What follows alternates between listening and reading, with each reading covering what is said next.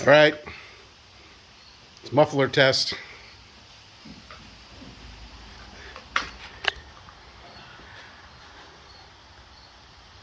Austin's going to crank it up.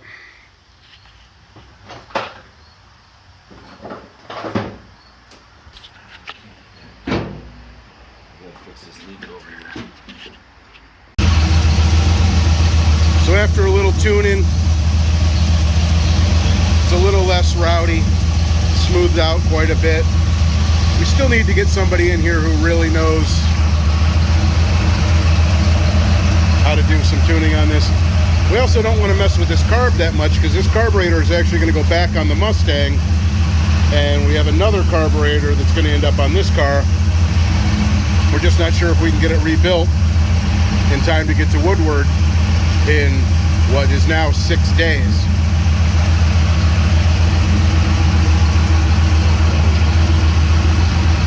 Yeah. Did a little tuning. Put an exhaust on it.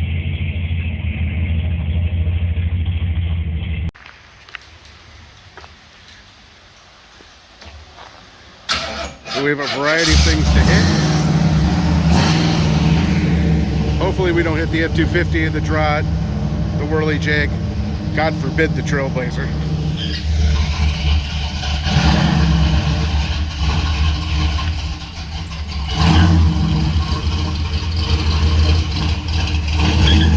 Seems to want to stop.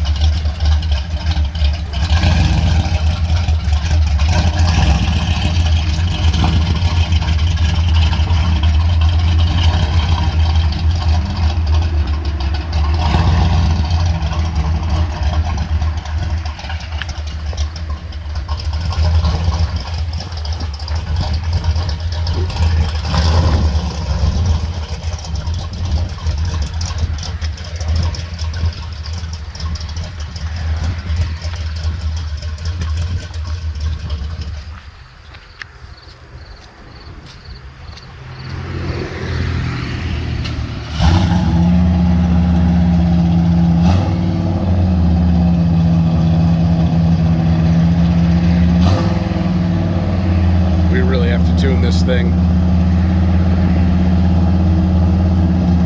have a bad feeling the timing moved a little bit because it's really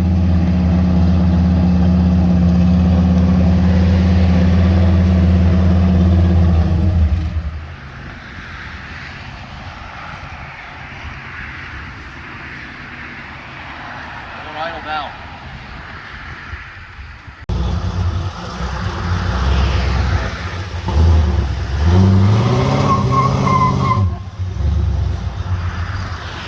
the first official Torino Burnout. You've seen it live.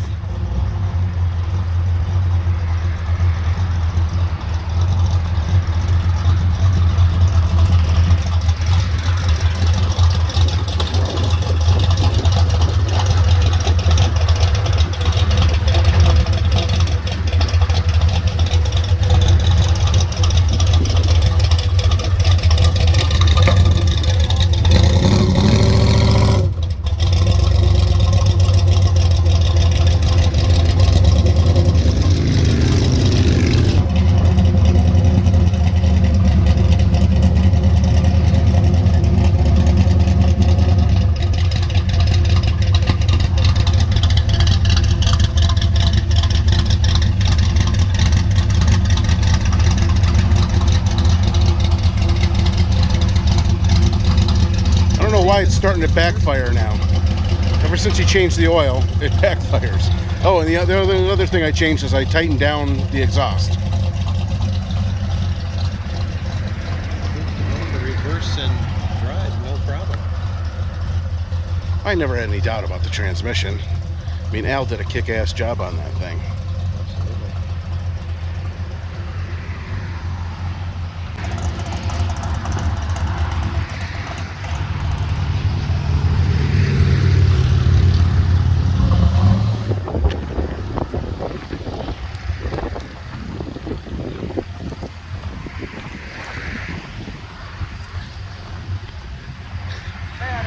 good old days. Remember when those used to be our $500 beaters? This one's almost that. Got it for $1,000. You guys only got what, like a couple months into it, right? So far? Yeah, 3.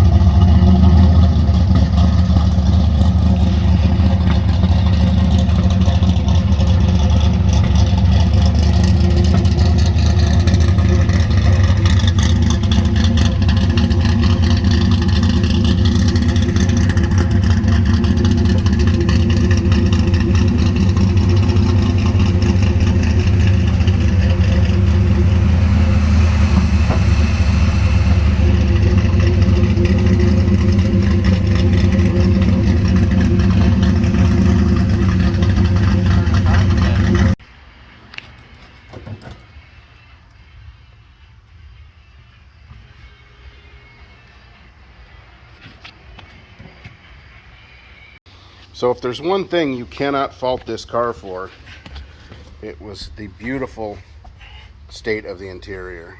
John spent most of the day cleaning it all up, but look at, not a single tear, I mean, it's just perfect. Okay, so one of the biggest pains in the butts, so to speak, when you're putting in new carpeting is, see this little hole? That's where the seat bolt goes. So how do you find it from inside when all you've got is nice shiny carpet? This is the method that we've developed over many years of hard work. You see here I've got a little sharp pick and I put it up through the hole, up through the carpeting. Then hand me the tool. Then Chris has this crappy this crappy old screwdriver that we heat to 1,000,000 degrees with a rosebud. He just follows the pick down. I pull it out and he just follows it right down.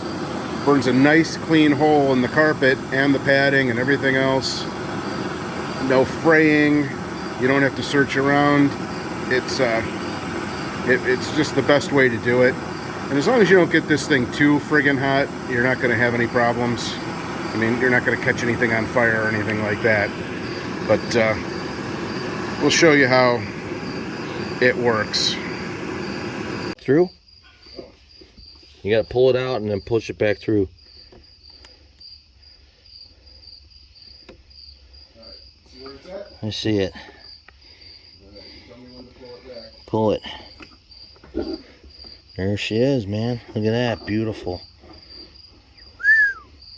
It's a great trick, but you really want to watch out for this, the end of this screwdriver. I also don't want to be the guy who's sitting on top of when we probe the... Oh, you know, hold on. Try it again. I gotta hold this down.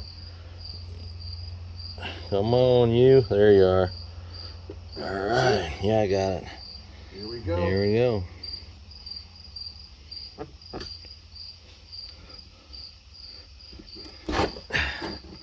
It's a great system. And if you're a fan of burning carpet, This too. is like cooling off too fast. But keep in mind, you do this with leather gloves. Oh, dude, safety equipment. That would be great. Safety equipment, yeah. Huh. Yeah. I guess there's always next time. So we were trying to find the right linkage to make this floor shift work with this C6 transmission. So the concept was that a Mustang one, which is a floor shift and a C6 transmission, could feasibly be the same one.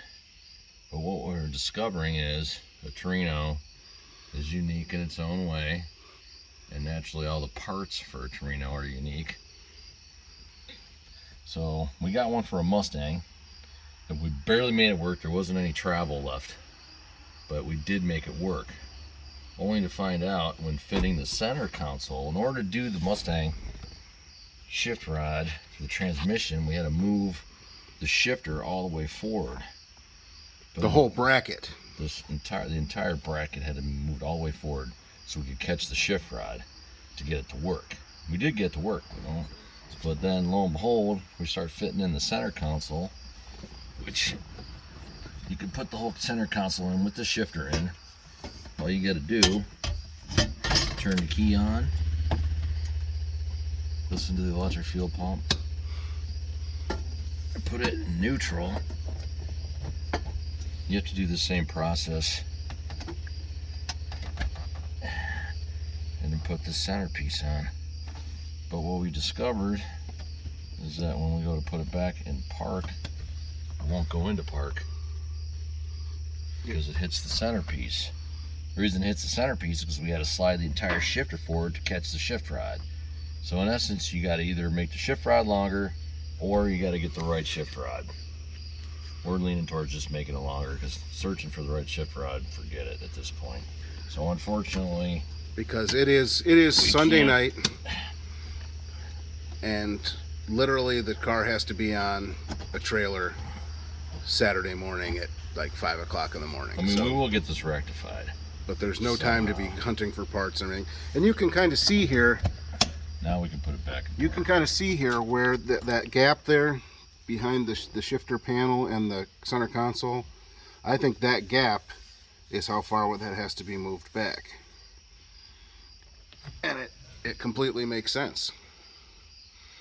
Yeah, this thing's supposed to sit right here in this pocket, so it has to come back like a ½ inch. So what we got? You'll see our clever... This is not for the ill-willed. Yes, you'll see our clever way to fix this without buying... Another $70 shift rod that didn't work. Wonderful. Well, we'll make it work. But we like to stick with the original parts because they do work best. Aftermarket parts you always got to mess with them. And the quality's just not there. The original parts is where the action is. That's all I got to say. Okay, so what do you do when your window, gosh, looks like this? It's terrible. You also have guys who were working on the car who hit all the trim with DAs, and there's actually scratches in the glass where they messed it up last time. Well, you hide it. You put the louver on, and oh, see, you can really see how bad the glass is. And this is after John spent probably 40 minutes trying to clean this and scrub it and everything else, and you can see. So because the louver makes it kind of tough to see out of the back window anyway, doesn't really make too much of a difference since the glass is a little dirty.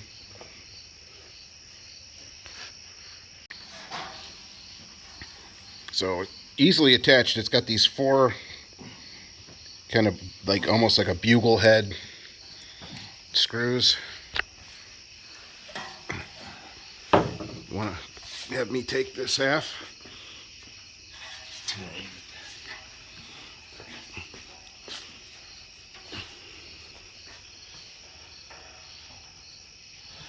So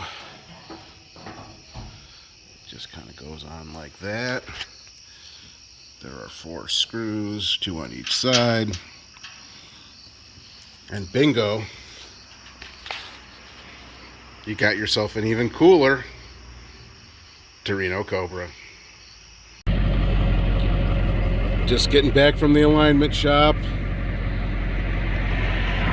have no idea how much fuel is in it because Chris says the gas gauge doesn't work, but we haven't really tested it yet because we've only been putting a couple gallons at a time in it. So I guess we'll see. And now the decision is whether to run those small mufflers or go with a thrash turbo muffler. So once he pulls out, we'll pull alongside and you can decide you think it's going to be too loud or not.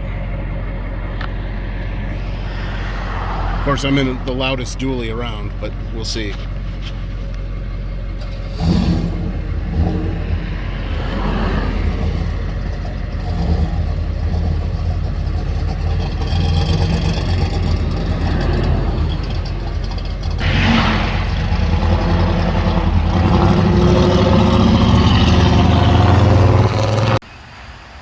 Okay, so I was preparing to set up the tripod because we knew that messing around with this door was going to take us all afternoon.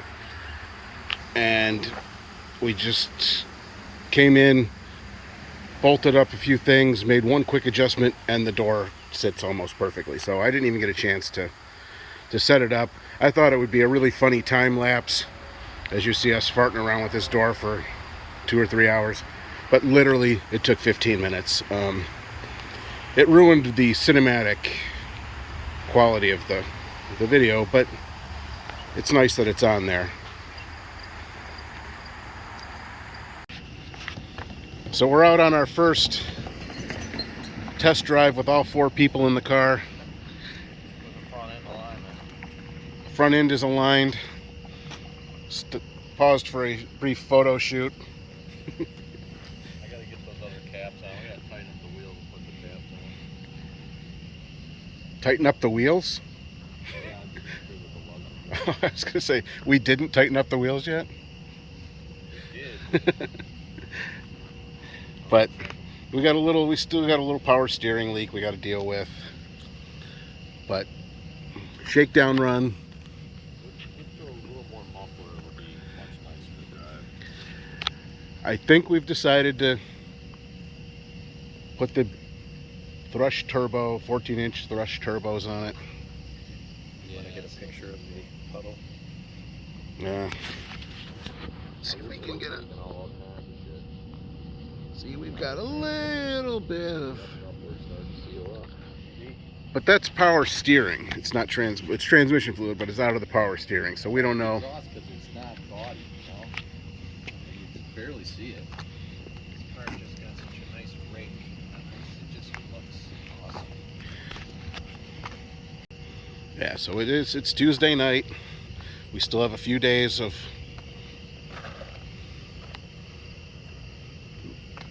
time to tweak and fix things. There's this trim on the back here I want to put on. Like, shit. Oh, I love it, man. I think it looks cool as hell. I mean, it's beautiful. Got to fix a few little items. We'll have a list on the whiteboard when we get back. But unless it pours down rain on Saturday, we should be ready for... Oh man, I love that nice picture. The light in the background. I sent it to you. our trip to Woodward. So you wonder, why are we back at the trans shop? This is quick shift, by the way. They're taking it for a little spin right now. The car's making a really weird kind of gear clanging noise in second and third gear, but not in first. Hopefully we'll be able to hear it when they come back around, but we're not sure what the problem is.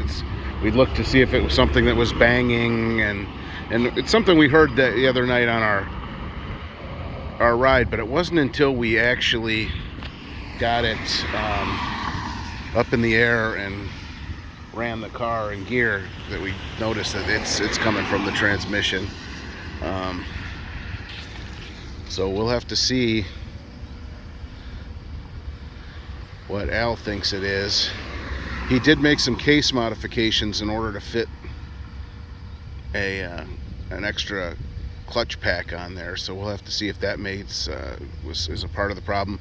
If so, we do have that extra case, that truck C6 case that's newer. It might be the thing that we need to do it. I mean, there's a chance we'll have to swap all the guts of our transmission out into this other one. but the car runs perfect. It shifts perfect.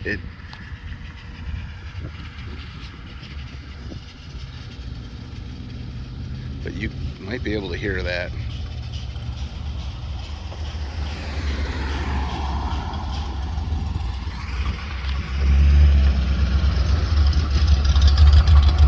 Yeah, see, he stopped, so you didn't hear it in second and first gear. All right, so what did we find out at the transmission shop? We found out We're screwed. we're screwed. He does not know what that noise is. He has some ideas of what he thinks it might be, but the bottom line was take out the transmission, bring it back to me, and I can probably get you going by tomorrow. That was probably. So we're just going to time lapse and let you watch us tear the transmission out of a perfectly good vehicle. Let's do the time. Other than that, this thing's running killer. It is. It's running fantastic. The transmission is running fantastic. That's the even weirder part. But I'm going to put this thing in the little tripod here. Where is that? There we go.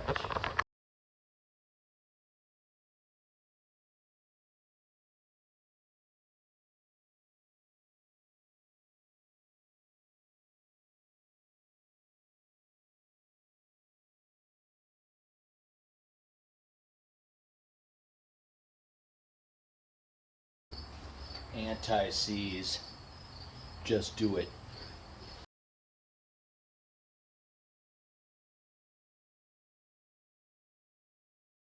That's scary.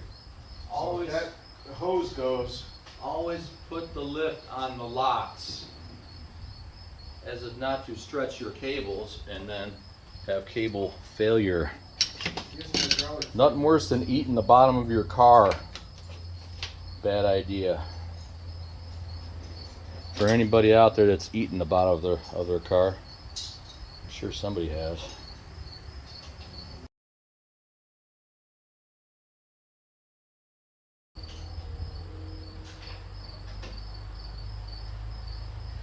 You're gonna go inside and get some gold chains. I gotta go put my bling on, dude. I can't. I mean, look at it. My dress is horrendous.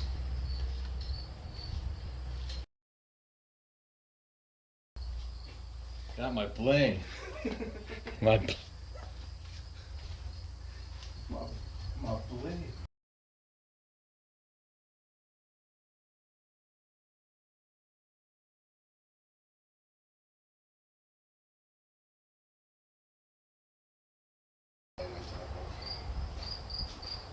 I got a friend of mine. He's got a cross just like that. Personally, mine's nicer, but it's got a little more, detail. So, you know who you are, man.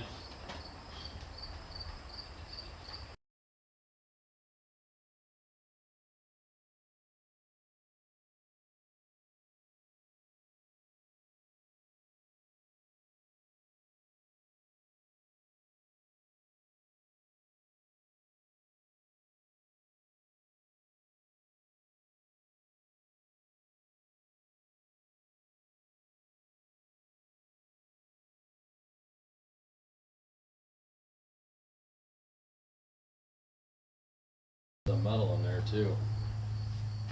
I don't know if y'all can see that, but see that metallic looking fluid? Yeah. There's like metal chips in there too.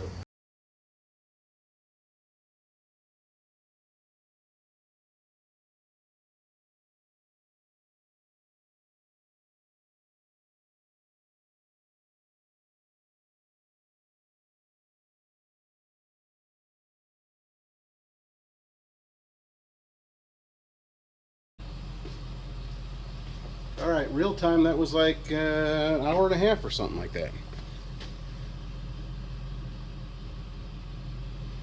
No. No, that was an hour since we started recording. Right now. Okay, so it's Friday afternoon and you're asking, how's it looking? Well, it's not looking great. Still have to do the interior, or at least finish these door sills. We gotta put the door card on here. We still don't have a transmission back from the trans guy yet. He's working on it. He had to swap over to the case that we used on the run stand, actually. He made a modification to add an extra clutch and steel to that, to one of those packs, and it did not work. It started tearing into the case, and we brought him over all the pieces, parts to that transmission, all the case, and he's going to piece together out of the best pieces. The new case has room for those 5 clutches, so that won't be an issue. It's also supposed to stop the kind of clunking that happened when we were going into drive. So obviously we had to take the easy side header off. I don't know if we're going to be going to Woodward. Well, actually, let me rephrase that. We're going to Woodward. Whether this car comes with us or not, that's a different story. So we'll see. I'll keep you updated, and it's going to be a nail biter. All right, so it's almost 8 o'clock at night. We're back here with our rebuilt transmission.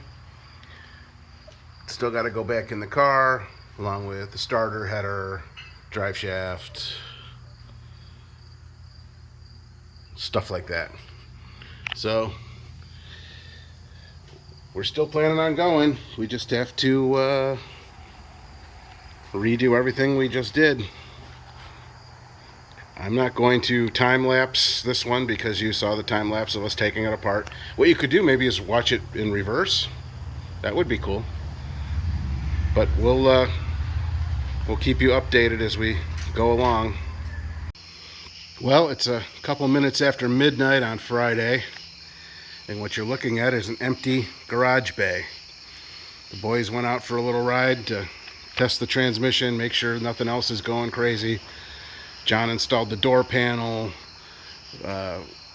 Chris is still working on the shaker bracket. That's probably another hour's worth of playing around. But unless they come back with frowns on their faces, it looks like we're going to be headed to Woodward.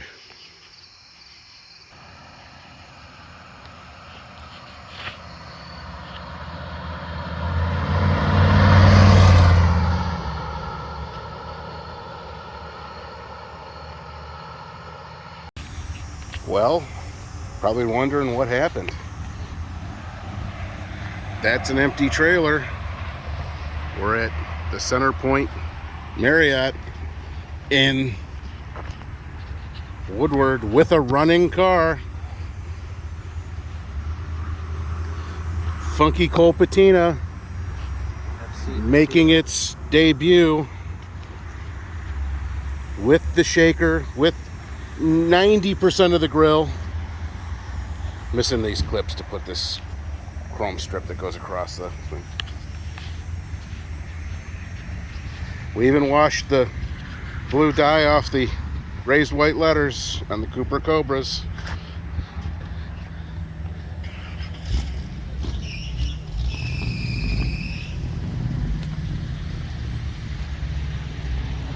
She's there, she's running. As you can see, other cars are here. People are just starting to head out to go cruise. And I think that's what we're gonna do.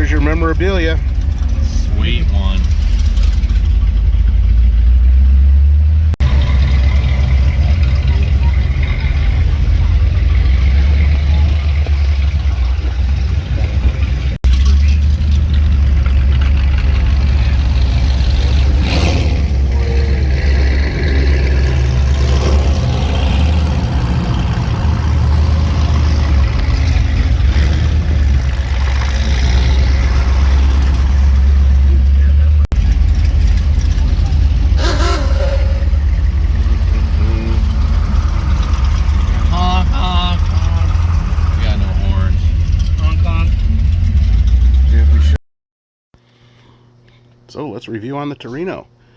What do we need to do yet? Car needs to be tuned. I'd love to put fast fuel injection or one of those fuel injection bolt-on kits. Make it a lot easier.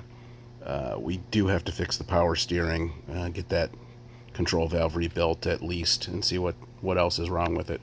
But the car ran beautifully. It got a little warm. We're going to address that. But it was a really hot day, and we were in bumper-to-bumper traffic for 4 hours. The car was more than what we thought it would end up being. So, again, we'll revisit this car. We're going to be doing some more stuff to it. Chris is going to make it his daily driver for a while. And, again, like and subscribe and all that other YouTube crap with the thumbs up and all that stuff. And thanks for watching.